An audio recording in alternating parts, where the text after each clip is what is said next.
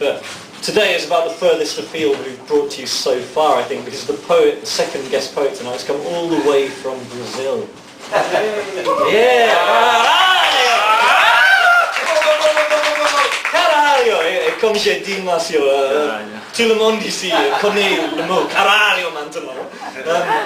He doesn't speak any English, so we have to converse in French or communicate together. And Karina Goulias, who is his translator and girlfriend, who is with him as well, doesn't speak any French, but only speaks English. I tell you, it's been a head fuck the past 24 hours. After the long wait outside immigration at Birmingham Airport last night, speaking French, English, Portuguese, you know, in a kind of three-way sort of circle, you know, I feel absolutely drained. But it sort of suits the nature of mine and Marcio-Andre's relationship.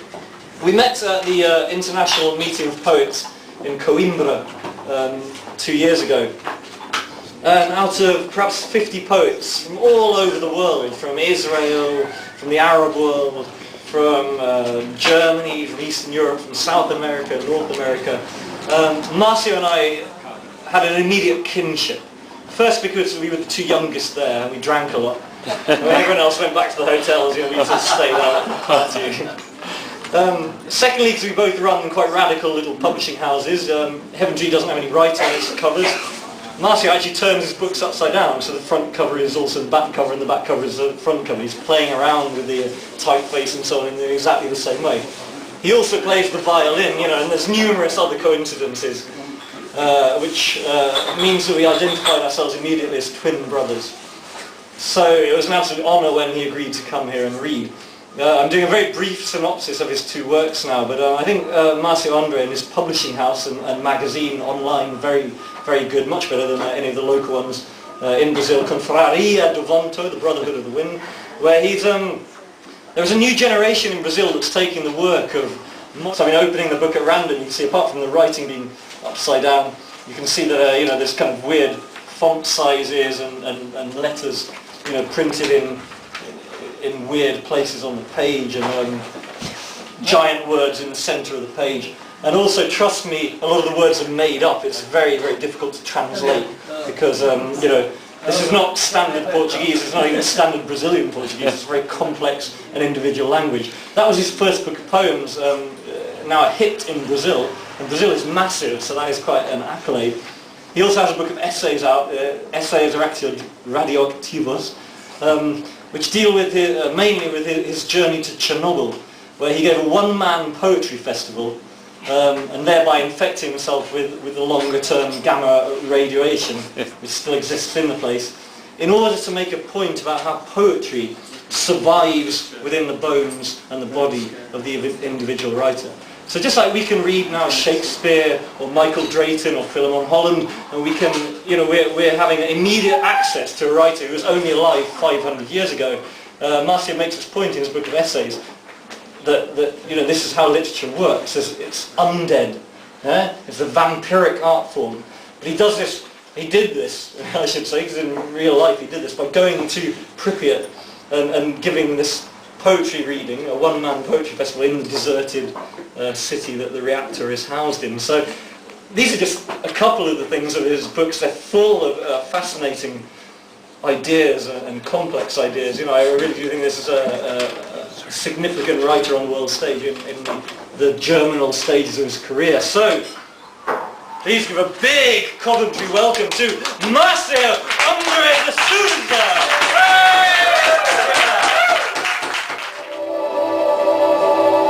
Tea, the ivory, and the metal, the enamel, the gum, and all that covers man.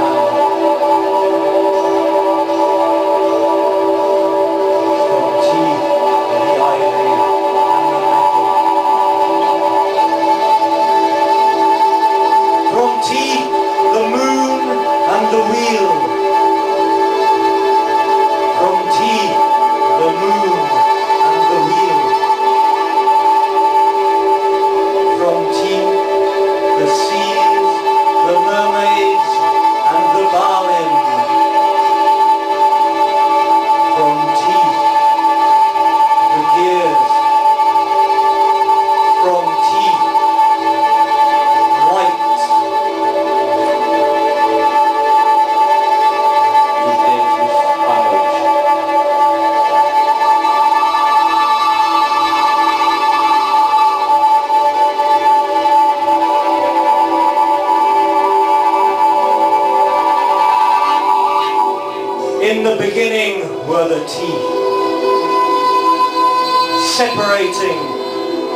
outside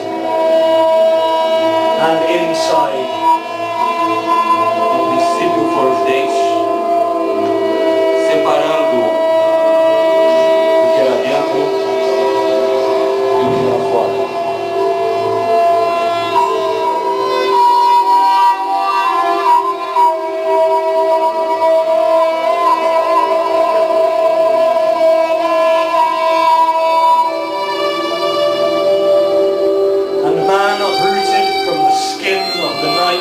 Increased with teeth and eyes, and woven of daylight, and gifted with hearing, and heard the wheat rubbing the Galilean ether, the feet unshod, the mint humid grass, and heard the inviolate skin of his inviolate body, germinating alligators in simulation of vertebrae, flank and back of pachyderm carcasses, As carcaças de Paquilé.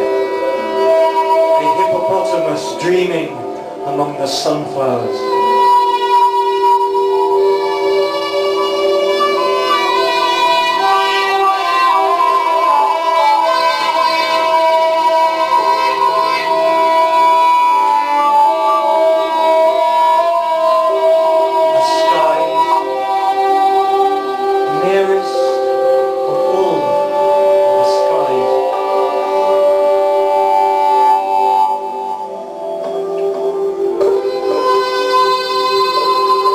Time runs out, reverts to a tube of nothing.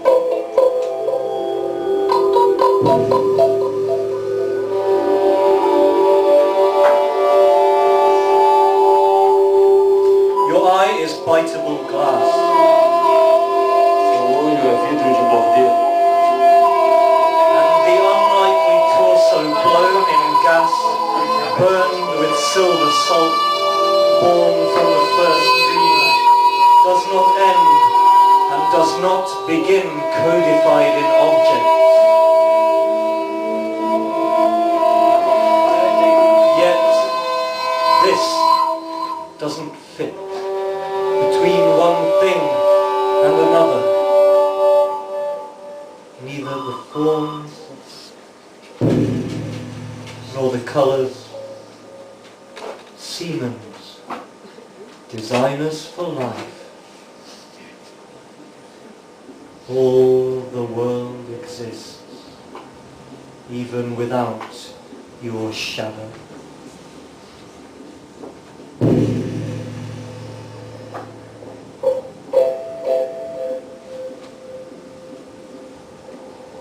Pô, pô, pô, pô!